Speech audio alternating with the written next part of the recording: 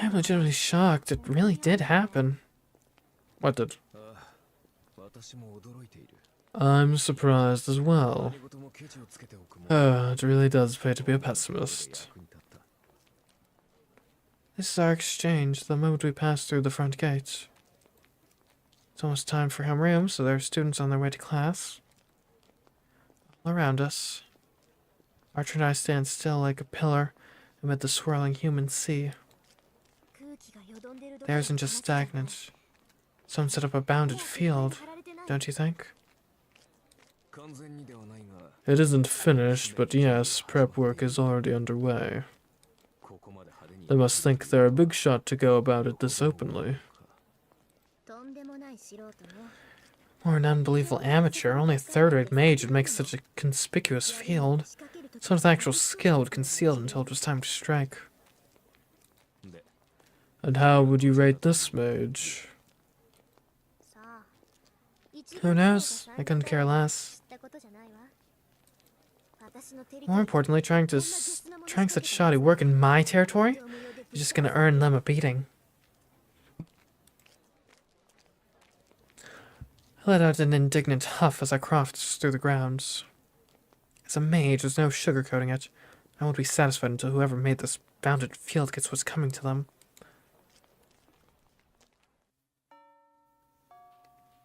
So I guess presumably it's gonna be one of the random students we met at the very start of the game. On my way back from the music room after second period, I spot a first year floundering in the hallway. She looks like she could use a hand with the large stack of documents she's carrying. Let me help, Sakura. Huh? Saka. Printouts? Our class is supposed to take care of world history. What is that Kazuki thinking? Making you carry all these. Here, I'll take half. Thank you. It's fine. Are we taking these to your classroom?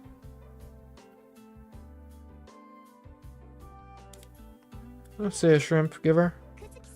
Thanks for being here. It's been fun. No, it's Mr. Kazuki. He said he needs to take them back because there's a typo. I can't believe that. Kazuki's got such a huge stick up his butt once he's suspended an entire exam over a single typo.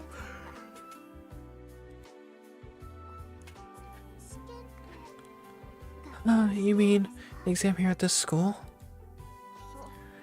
Yeah, it was during midterms last year. It was near the end when everyone's answer sheets were already filled. He just came out and said there was a typo. The questions are incorrect, the exam is suspended, and we'll redo it tomorrow. The teachers were as surprised as we were, and people still talk about it. Well, if it was a material typo at least. You know, put in like bricks instead of marble or something. That does sound like Mr. Kazuki. He's the type of person who believes teachers shouldn't make any mistakes. But he goes overboard. You'd better learn, while you can, that once Kazuki's got his mind set on something, he's as hard to move as a mountain.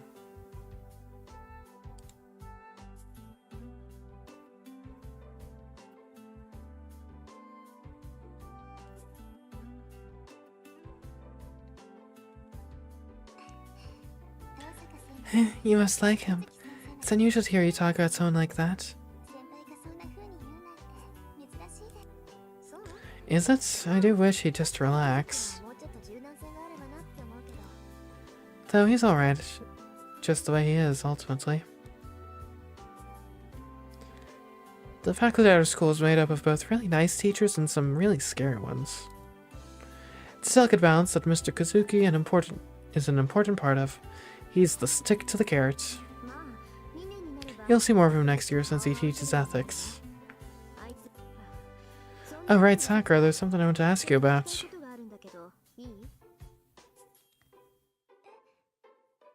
What is it?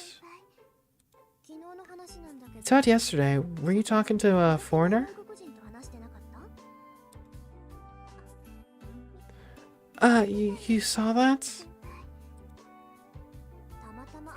I just happened to. What's going on? Is he someone you know? No, I don't really know who he was. It sounded like he was lost. He asked a lot of questions, but I couldn't really understand what he was saying. Is there a world in which he's one of the masters? Coming in from out of town for the war?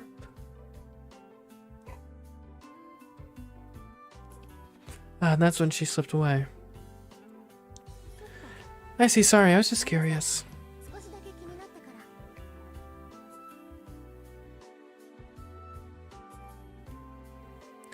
As a heads up, be sure to unmute Shiro in the settings. Oh, he's muted by default? I guess, sure.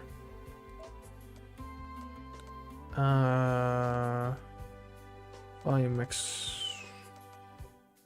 Advanced settings, there we go. Sound settings.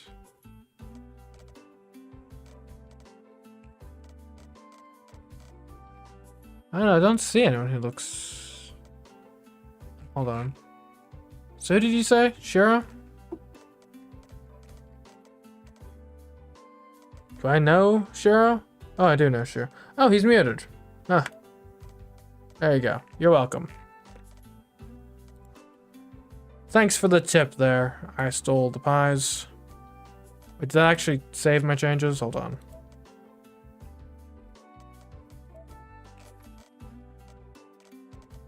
Yes. Okay, good.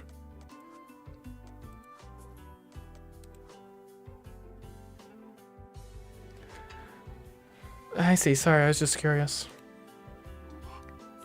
No, I don't mind. Oh, it's just in here I can get the rest now. Okay, see you later then.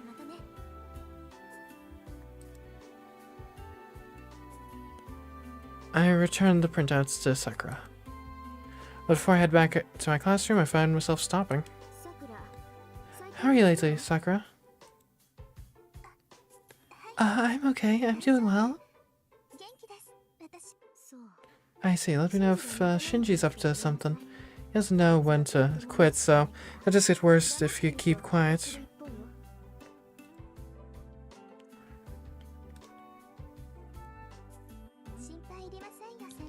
You don't have to worry. He's been nice lately. There isn't much I can say to... Or there's much I can say to a smile like that. We say our farewells again, and I leave my underclassmen acquaintance.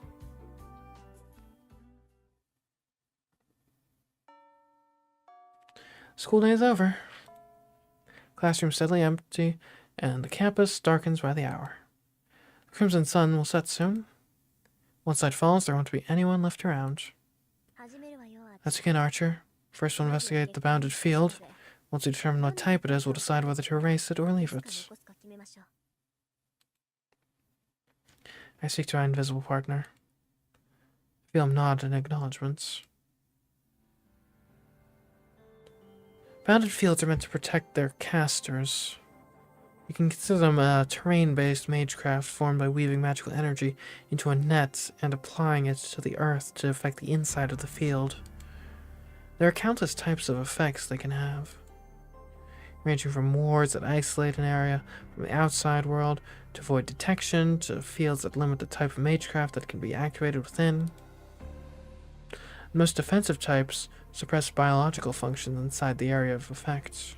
And that's what's been applied to the school grounds. Ah, interesting. While it isn't finished, everyone in the school will collapse once it's activated. That sounds bad. Something like that wouldn't work on me, though. Bounded fields are, after all, targeted at the area I'm in, not at me specifically. Such indirect magical interference won't affect a mage with magical energy flowing through her body. Huh, strange ward then. Especially if we're anticipating a war of mages. What could be the purpose of such a ward? Such a field? I don't know. Cause a scene? Similarly, the electrical charges that flow in the atmosphere won't disturb the electrical currents within my body. That means the bounded field has some other purpose. Whoever it is that put this thing here isn't trying to defeat a master with it. I don't know to believe it, but they're targeting all the people within the school. There's only one possible reason for that. It's a thought I can't stomach. I guess it's just an act of terrorism? I guess? After checking all around the campus, I finished my search on the roof. It's thoroughly dark outside now. The school gates shut at 6 p.m. and it's now 8 p.m. Archer and I are the only ones left, and Archer's in his spirit form. That makes the 7th one. Looks like this is the origin point. Oh! There are 8 symbols boldly drawn on the rooftop. The purplish red marks that only a mage can see. I've never seen or heard of sigils like these. Well, they got me there. I don't know what to do about this. Whoever set up this bounded field did it recklessly. But while imprudent, the magical working itself was an order of magnitude beyond my own skills. I could temporarily erase the energy of the curse, but I have no way to dispel the bounded field itself. All a spellcaster needs to do is supply it with more energy to reactivate the curse's effects.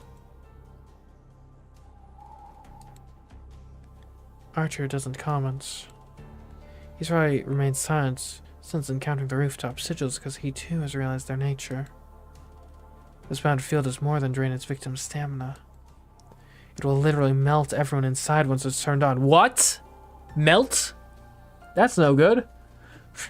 There are bounded fields which rob victims of their life force and spiritual energy. But the spell that has been applied to the school grounds is on a whole different level. This is no less than a soul eater. A blood forge which melts the human body inside it and forcibly collects the souls that ooze out. Since antiquity, souls have always been difficult to handle. They're theorized to exist and are considered to be necessary components of MageCraft, but only one mage has ever proven their existence.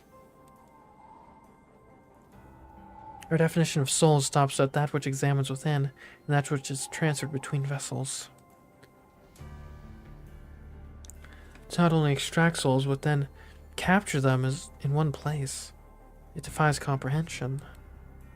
What's a mage supposed to do with a bunch of energy we can't even convert? So if I had to think of a purpose for it... I don't know.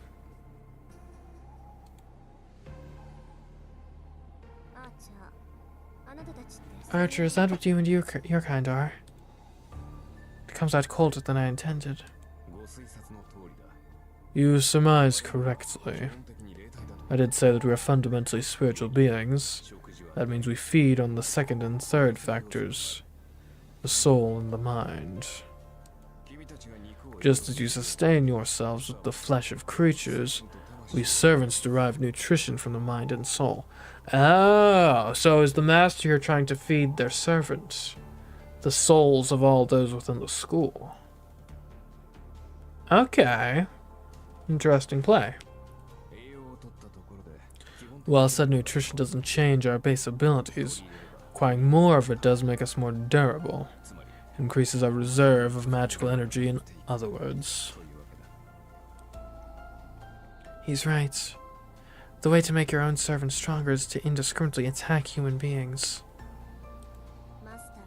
So your own master's magical energy isn't enough? It's sufficient, but it never hurts to have more. In war, some weaknesses can be compensated with material when one is lacking in fighting strength. It's a basic strategy for a master to take energy from the humans around them. In that sense, this bounded field is an efficient tactic.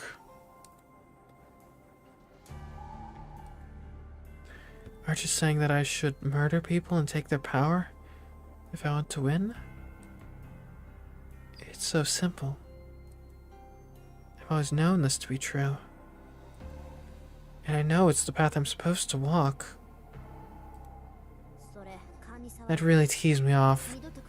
Don't ever bring it up again, Archer. Staring at the sigils, I make my stance clear. Oddly, Archer sounds just as put off. I agree. I'd never do such a thing. His answer comes firm and resolute. Time to race this then. It won't do much good, but I can at least slow it down. I approach the sigil and extend my left hand. Magic crest engraved on my arm is like a grimoire passed down through the Tosaka line. A mental switch is flicked.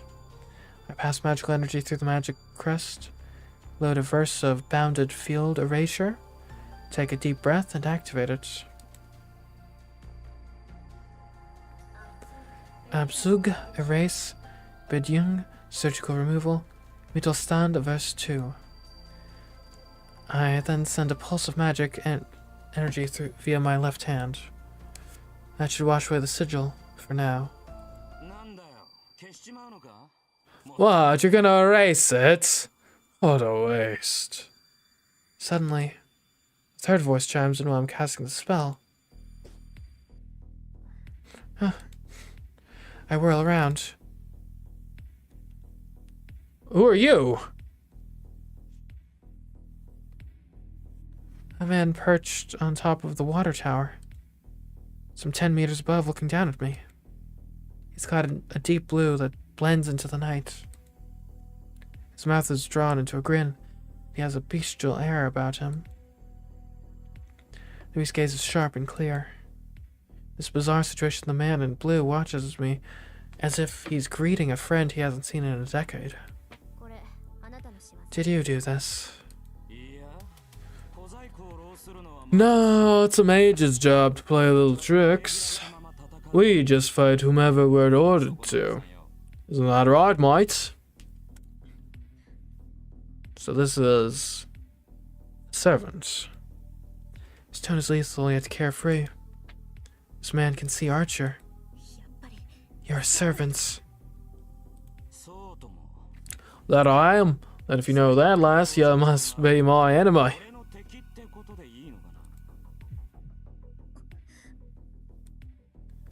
My spine tenses. Man's voice is detached and nonchalant. But it's colder than anyone I've ever heard. So scary, it's nauseating. What's the best move here? I don't know. My brain is still working enough to tell me that I absolutely must not fight him. Oh, I'm impressed, dear. I was thinking you didn't know how heads from tails, but you figured out what really counts. I blew that. Shouldn't have gone out of my way to taunt you. The man raises an arm. It appears in a flash. His once empty hand now holds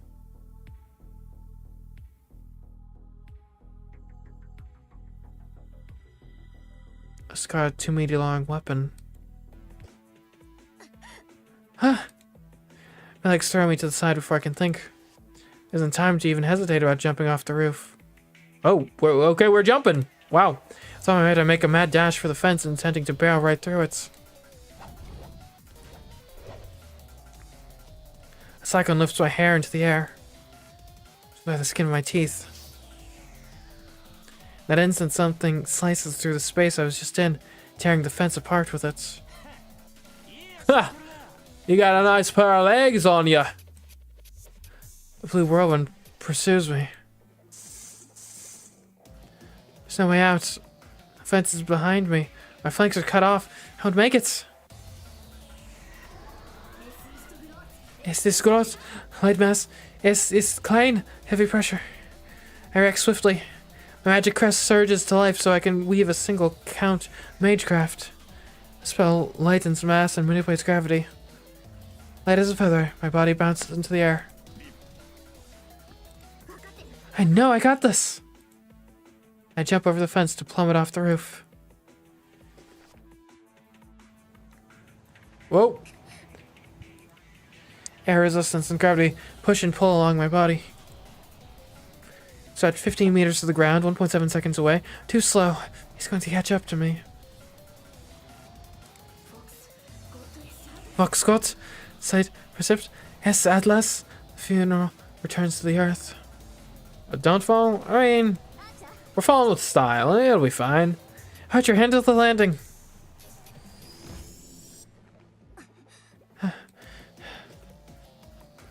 That Archer absorbed the shock of the landing and break into a dash as soon as we touched the down.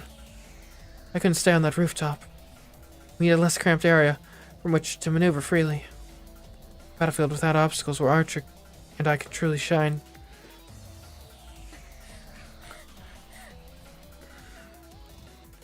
Takes you less than 7 seconds to escape from the roof to the schoolyard. A distance of over 100 meters, crossed at a pace no normal person can manage, much less clearly see. And yet...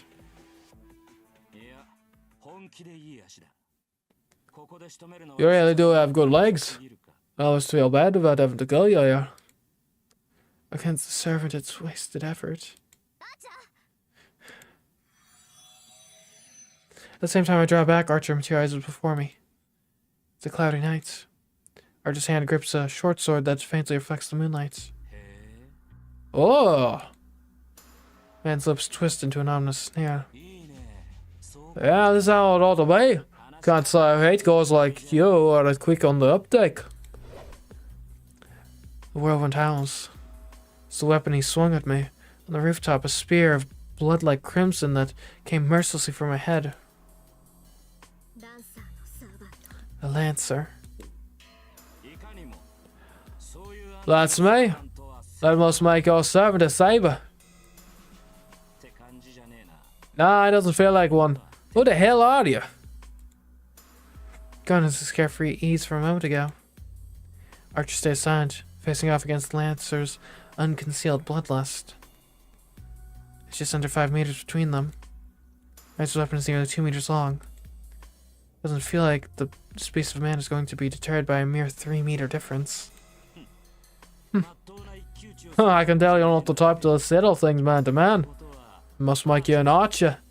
Make you archer, specifically. Capitalized, proper noun. Archer doesn't take the bait. An unusual clash of blue and red stare at each other down. The two knights, somewhat similarly dressed, mutually calculate the other's demise.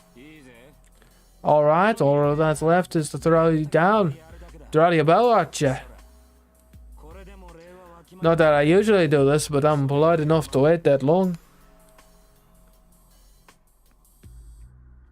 Archer doesn't answer. His back is steel. He has a sword, seems to convey that. He must not have anything to say to someone he must defeat. A gentleman indeed, yes. That's when I realized that such a fool Archer was waiting for my word. Archer? I caught him without getting any closer. Don't hold back. Show me everything you've got. Was that a laugh? The Red Knight surges forward, his lips curled in response. Wind swirls. Scarred bullet flies forth, blade in hand. Full! A blue spear thrust intercepts him. If the charging archer is a gust of wind, then the spear tip that rises to meet him is a divine storm. Streaking blades, elegant parries. Archer's put on the defensive, fending off the swift thrust with his short sword. Then Red is stopped in his tracks. His advance denied by the enemy. He can't even breach the 2-meter coverage of the spear. Polearm Wielder can control his opponent's range. Lancer with its nearly 2-meter reach needs to simply engage his foe whenever he comes within range. It's easier for him to stab an advancing opponent than it is for him to go after Archer himself.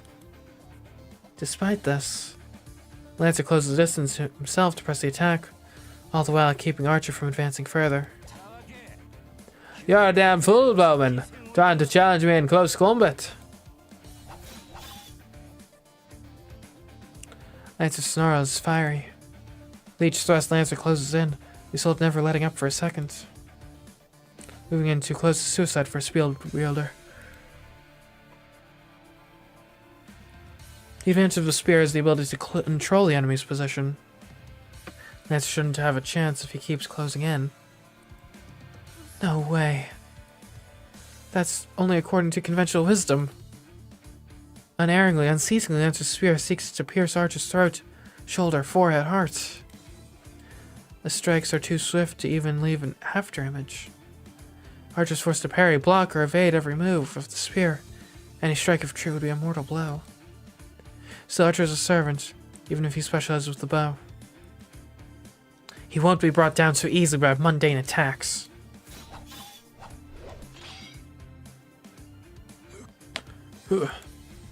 Thrust at his forehead is quick, batted aside, and Archer renews his charge in spite of Lancer's spear. One might think that swordplay is all there is to Archer's attacks, but he's exploiting a weakness of spear tactics. Against the spear's considerable reach, neither retreat nor evasion are viable defenses for long. A half-hearted withdrawal isn't enough to get out of range, while probing attacks will lead to evisceration. A reckless charge will similarly end in impalement at the end of the spear's range. Archer and Lancer have more or less the same physical stature. Without heavy armor, it's difficult for Archer to penetrate the lethal storm of Lancer's attack radius. But Lancer's strikes are a different story. The high-speed thrusts intend to pierce vital points that are indeed terrifying. But each strike has a set trajectory and target. If one can predict these, then there are ways to avoid harm. Just as Archer's doing, one can block the strikes aimed at vital points, or just barely evade their arcs to create safe openings. Lancer's probably underestimated him as a range specialist. The advantage of a long weapon is the generous range at which one can engage the opponent. By giving that up, Lancer has assured his...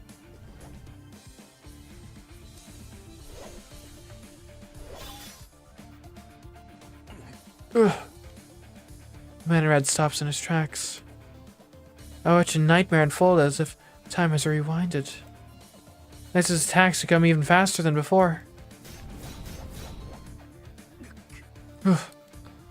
Archer's short sword is knocked aside as he twists to avoid being skewered. Lancer's spear doesn't allow retreat. Rather, his endless attacks are so fierce and sharp that even his servants are doomed against them.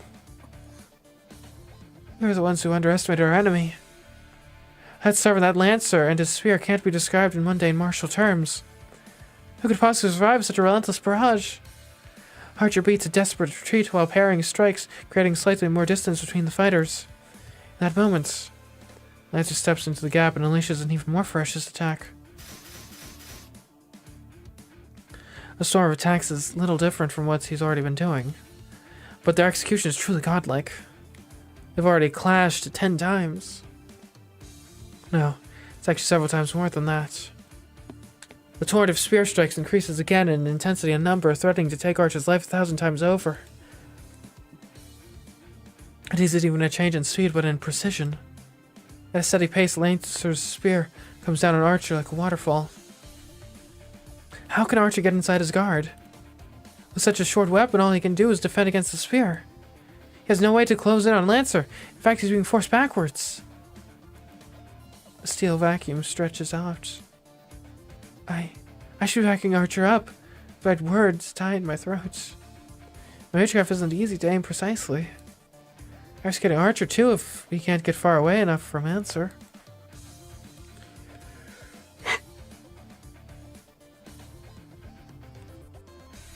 Meanwhile, Lancer's advantage will only deepen. And to be honest, captivated by their duel. So this is a battle between servants. Holy Grail World is a battle between familiars of the highest order, heroic spirits, beings that we mages can't begin to approach.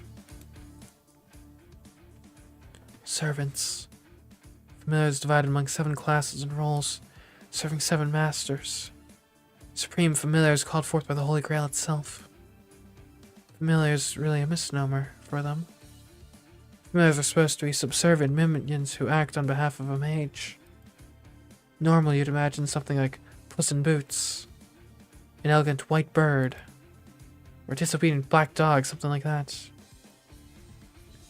Those sorts of familiars are what a typical mage can manage to command. Familiars are just like that, from Latin for a menial servant. It's inconceivable that a mascot used for menial labor would be stronger than its master. Servants are a quite different story. They're quite literally the most powerful examples of humanity. Even the 5 magicians wouldn't be able to control them. It's difficult to summon a servant, but not because servants are more powerful than mages. Servants are beings that surpass MageCraft itself. Is Twitch working? Is Twitch working?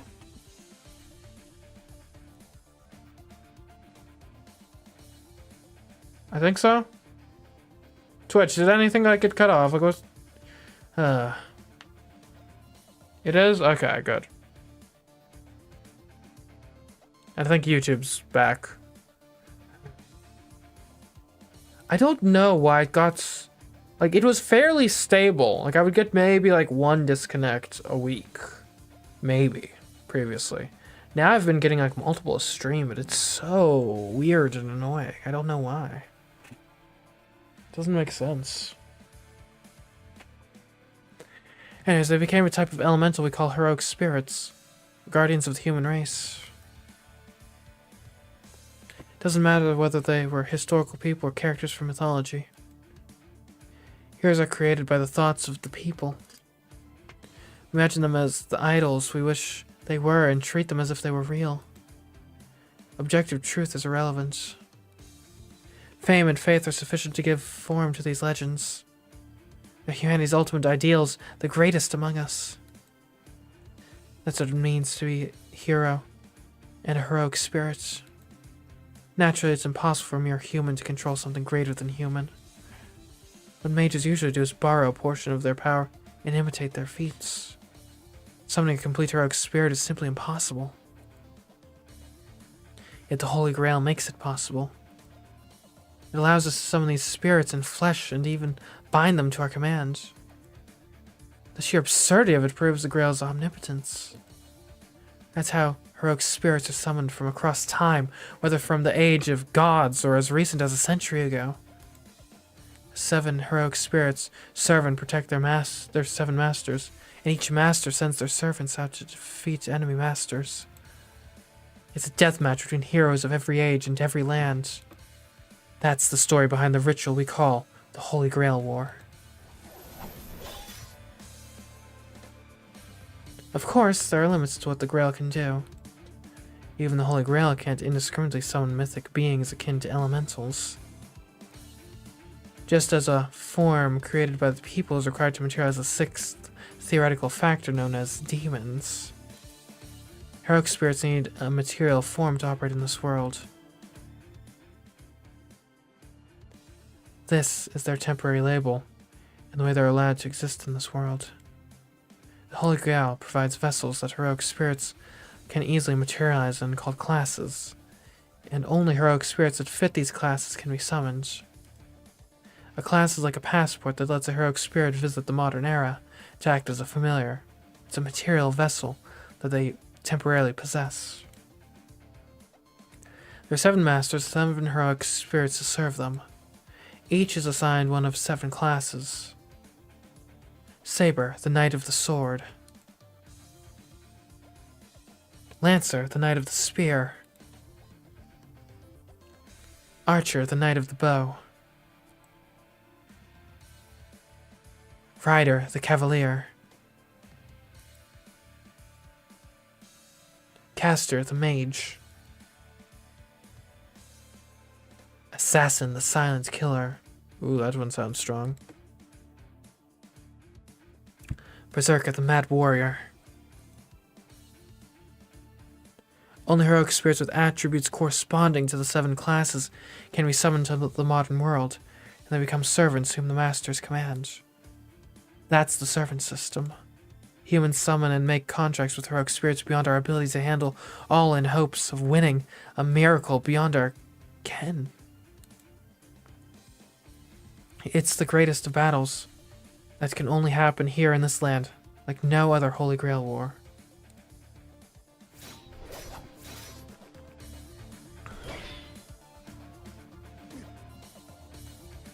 The duel reaches an even higher pitch. The short sword goes flying from Archer's hand after blocking one of Lancer's strikes. Lancer's skill is consummate. A seemingly straight thrust suddenly whipped into a disarming arc at Archer's wrist. It was an attack that Archer couldn't have avoided even if he saw it coming. Isn't it an effective way to parry the spear with his sword? A forceful block is countered with an even keener strike, while defending with minimal force will never create an opening to exploit. The clash between sword and spear is shaping up into an intense struggle to defeat an enemy outside of Archer's reach. You fool! There's no hesitation, Lancer, even as he taunts Archer. He pauses from the constant pressure he puts on Archer. Does he intend to settle this duel in an instant? Lancer takes a firmly rooted stance, trading a fiery glare with a now unarmed Archer. It happens in an instant. The span of a breath, Lancer looses a flurry of blows that's no less than a flash of light. Imperceptible. Forehead, neck, and heart. The spear moves to skewer all three. And yet, another flash of light counters the first that I couldn't even follow. Archer's hand grasps the short sword once more. Like the weapon he used earlier, it's a Chinese sword, not dissimilar to a cleaver. But the greatest difference between them is a dual wield, eh? Blade and blade. In each hand he grips a sword, each clearly meant to complement the other. Ha! Playing swordsman, are we? Lancer's spear sinks through the air. Oh, wow. It becomes even faster, as if to herald Archer's certain death.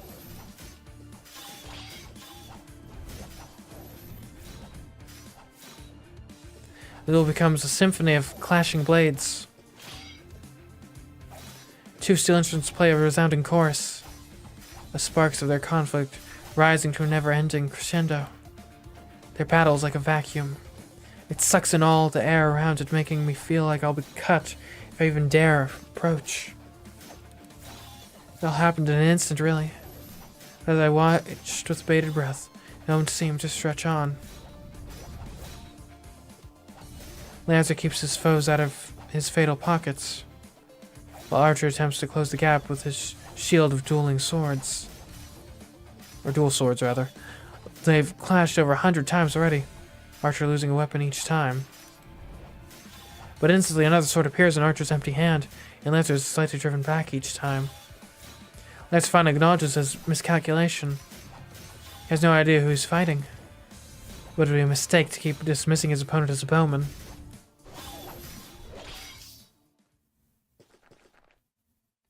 A space opens up between them. Lancer puts significant distance between them. Maybe he tends to start over. That agility isn't normal. Archer's charge defies human ability, but he's sluggish next to Lancer. The swiftness of Lancer's retreat had the speed and grace of a leopard. But if he's retreating now, can we shoot him?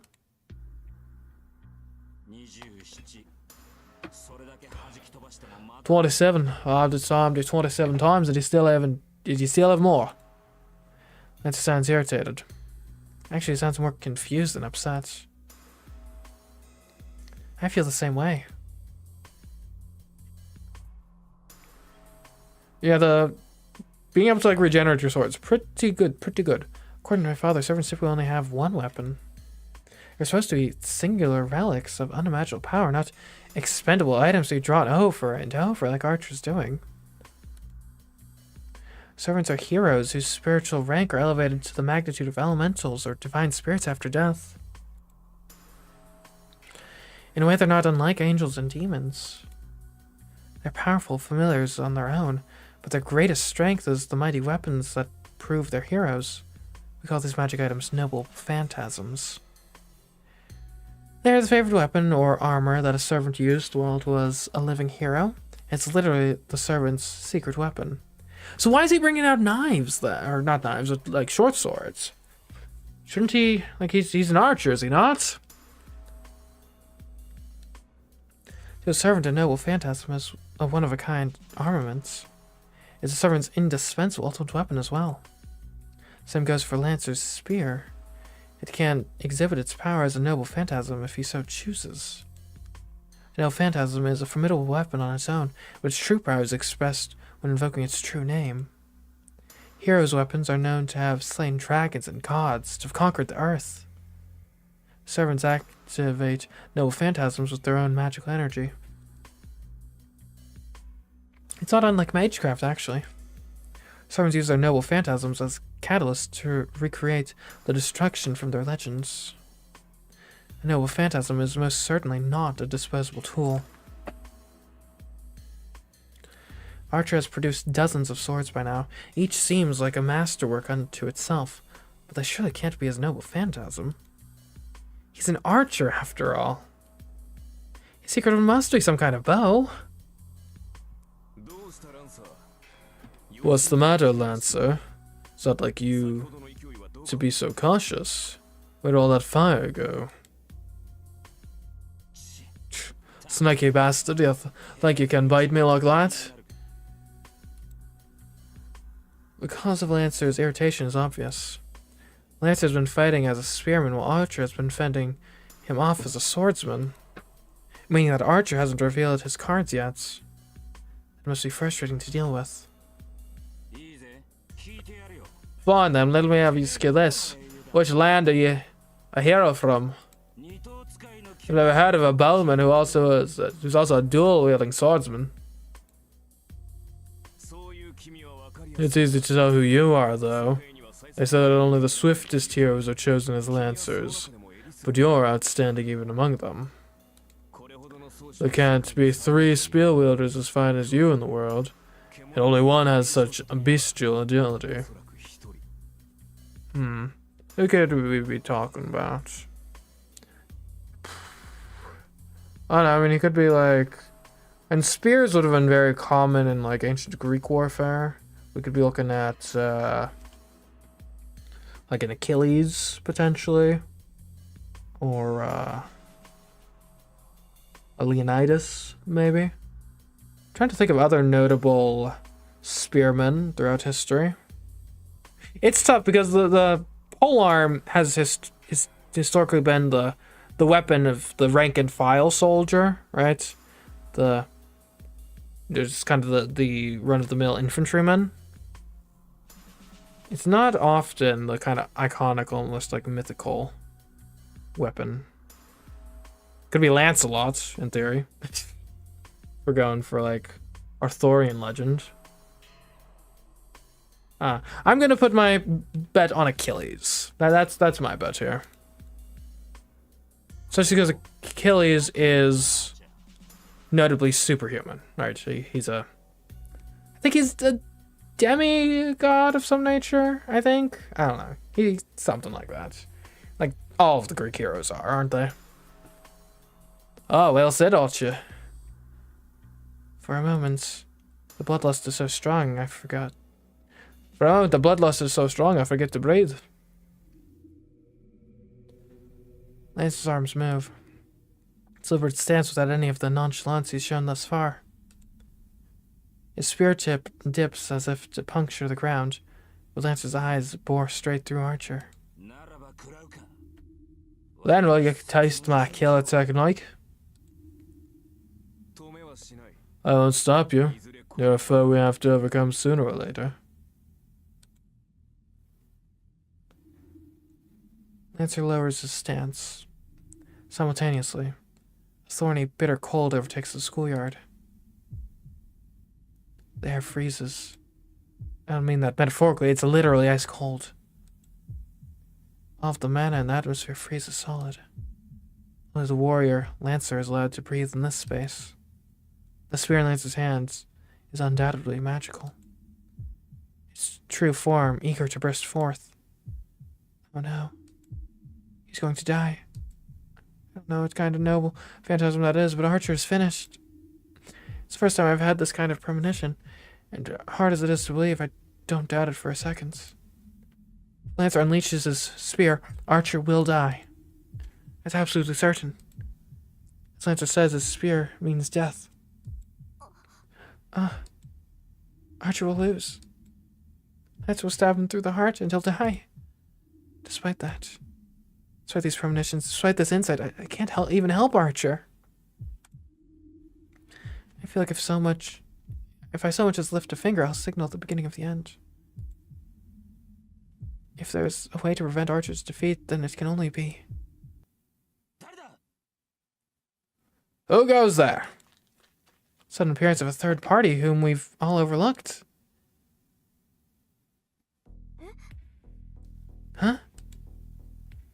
Lance's ferocity disappears. I hear the sound of someone running away. From behind I can clearly make out a school uniform. A student? Someone's still on campus? Apparently, and it saved our lives.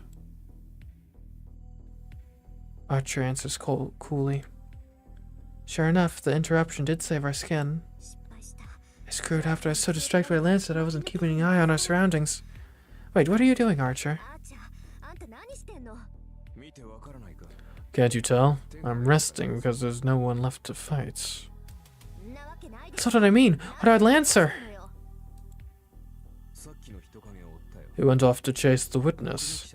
Probably to get rid of them. Oh, student's gonna die. For a moment, my thoughts grind to a halt.